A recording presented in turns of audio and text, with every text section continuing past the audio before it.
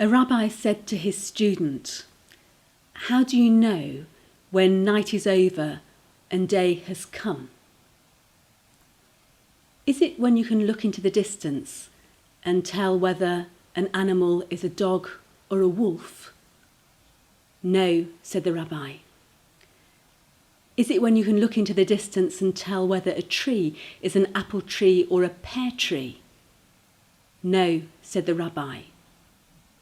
"So when is it?" asked the student. "It's when you can look into the face of another human being and know that he is your brother or your sister. Unless you can do that, then it's still night." This week is Interfaith Week. It's deliberately timed to start on Remembrance Sunday because it encourages us to remember, to recognise our common humanity, to deepen our understanding of each other, and to work together for peace. The deep divisions highlighted in the USA presidential elections, the recent attacks in Vienna and Nice, the suspension of Jeremy Corbyn from the Labour Party, and the rise in hate crime and othering show that the need to build bridges and to deepen dialogue has never been more important.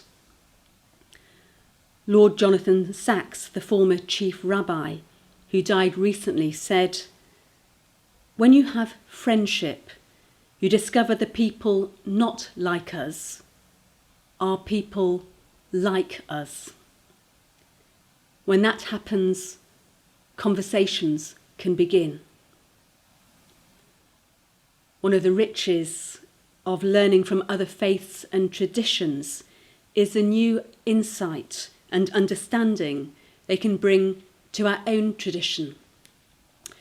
In the Jewish tradition, Rabbi David Cooper tells a story of a young bridesmaid in St. Petersburg 200 years ago, who's kidnapped a week before his wedding day. A ransom of 10,000 rubles is demanded for his release. 3 Talmudic students discuss the situation. The only man in the city with the necessary means to pay the ransom is a rich man called Zief. And in Hebrew, Zief means wolf, and he's not known for his generosity. One of the rabbis agrees to approach him on the condition that the others observe but say nothing. The 3 pay Zief a visit, and after the initial pleasantries, the rabbi tells Zief the sad story of the bridegroom's kidnap. And to the friend's surprise, a tear forms in Zief's eyes. He says he's touched by the plight of the young man and agrees to help. He takes from his pocket 1 dirty kopek, equivalent to a penny, and he hands it over as if it were a major contribution. The rabbi lavishes him with praise. "Oh, sir, you do not know what this means to us. We are so grateful for your generosity. I want to bless you and your wife and your children, that you should be successful in your business, that you should be the beneficiary of good health, that you should be graced with love." On and on he went, giving blessings in abundance. As they were about to leave, Zief said, "I'd like to help some more," and gave another kopek. The rabbi began another round of praise. As they were leaving, Zief called the group back and said he now felt called to make a serious contribution. He gave the rabbi 1 ruble. Another 10 minutes of praise ensued. As they walked down the street, the rabbi's friend said, "We've been here for over an hour and all we have is 1 ruble. At this rate, it will take us 10,000 hours to release the young man. We'll be lucky if we get him out of jail in 5 years." The rabbi ordered them to be quiet, and sure enough, Ze'ev called after them, "Teachers, please come back." He gave them 10, then 100, then 500, then 1,000 rubles, and finally, after a dozen more returns, he wrote out a cheque for the full 10,000 rubles. The rabbi's friends were amazed and asked how he'd done it. And the rabbi said, "When we harden our hearts, it stops love getting in, but it also stops love getting out. Every time we do a good deed, it builds the capacity to do more. Each little opening of generosity leads to another. No matter what you want to accomplish, you can begin with something that may seem small or trivial, even a dirty penny." The story of the dirty penny is, of course, a metaphor for spiritual awakening. We have many wisdom teachings about the potential for human awareness and spiritual awakening, but unless we begin to actualize them, they remain simply ideas, abstractions.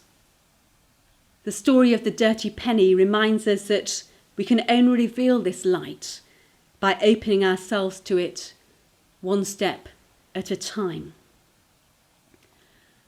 Last week's gospel story was that hard teaching of Jesus of the parable of the 10 bridesmaids. On the surface, the bridesmaids look the same, but they aren't. 5 are ready, 5 aren't. 5 have oil for their lamps, 5 don't. The 5 who haven't got oil ask to borrow some from the 5 who have, but are told they can't. And when the bridegroom arrives, he says that he doesn't know them and they are shut out from the celebrations. It seems unchristian, doesn't it, not to share the oil, until we see the oil as a metaphor for spiritual awakening. No one else can do your inner work for you. No one else can fill your oil lamp. No one else can make you wake up. It's something we each have to do for ourselves. This gives us a lens through which to look at this week's gospel reading. In today's gospel reading, we have another hard teaching of Jesus, the parable of the talents. In the parable, we hear of how a wealthy man has gone away for a long time, but given his money to 3 slaves, each according to their abilities. To one he gives 5 talents, to another 2 talents, to another 1 talent. Now a talent was 15 years' wages for a daily labourer, about £300,000 in today's money. So we're talking substantial sums. The first and the second slave had taken time to build relationships and investments. Both had doubled their money. But the third slave played safe. He simply buried what he'd been given and did nothing with it. It wasn't active in any way. Several years ago, I was on retreat at Lee Abbey when one of the host team shared a prophetic dream. She dreamt that God had invited her to fill up her supermarket trolley with whatever she wanted, but she only had 1 minute. And no, she didn't fill it with toilet rolls. She raced around the store excitedly, thinking about all she could buy. But when she got to the checkout, all that was in her shopping trolley was chewing gum. God said, "I offered you everything, and that's all you've got." The greatest risk is not to risk anything.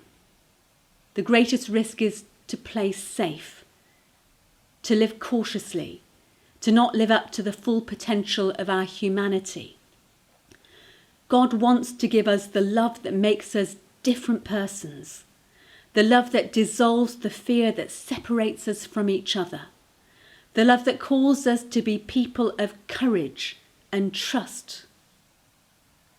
And what is the talent, the money given by the master in the story? It's relationship with God and the invitation to a transformed life. God, in Jesus Christ, gives us the greatest gift imaginable, an invitation to participate in new life, a Christ-like life that crosses frontiers, that breaks boundaries, that gives us a vision of what is due to all human beings, of what all human beings are capable of as they respond to that love. And in case we're too quick to fall into binary thinking and draw lines between insiders and outsiders, the third slave challenges the status quo and calls out the master's exploitative business practices. I knew you were a harsh man, reaping where you did not sow and gathering where you did not scatter seed. I was afraid. Do we really know, as well as we think we do, what's good or bad? Who are the righteous or the unrighteous, the insiders or the outsiders? It challenges our basic structures and assumptions and prevents us from summarising the way God works into neat structures. We get the feeling that this isn't the end of the story. I want to close now with a poem by Ruth Patterson, inspired by her reconciliation work in Northern Ireland, called The Hand of Friendship. And even though we can't extend a physical hand in these COVID times, I hope you'll understand the sentiments. If your heart is for peace, and my heart is for peace, give me your hand. Give me your hand. So small a thing to ask and yet so big. If I let my hand touch, grasp, clasp your hand, then somehow I have crossed the Rubicon and I cannot be the same. I cannot be the same if in the clasping of your hand I dare to raise my head and look into your eyes and see a mirror image of myself, frightened of trusting, fearful of the unknown, scared to admit your humanity, to be open and vulnerable, lest I am invaded, taken over, lest all they have told me over centuries proves to be true about you. Give me your hand. Give me your hand before the moment passes, before the darkness overtakes and I discover too late that you were my sister, you were my brother, that together we were being called towards a future bright with hope and promise by the God whose hand forever reaches out to you and me in friendship, and because of whom we can never be the same. And so, may the peace of Christ be with you, and may he ever flow between us as I give you my hand. Amen.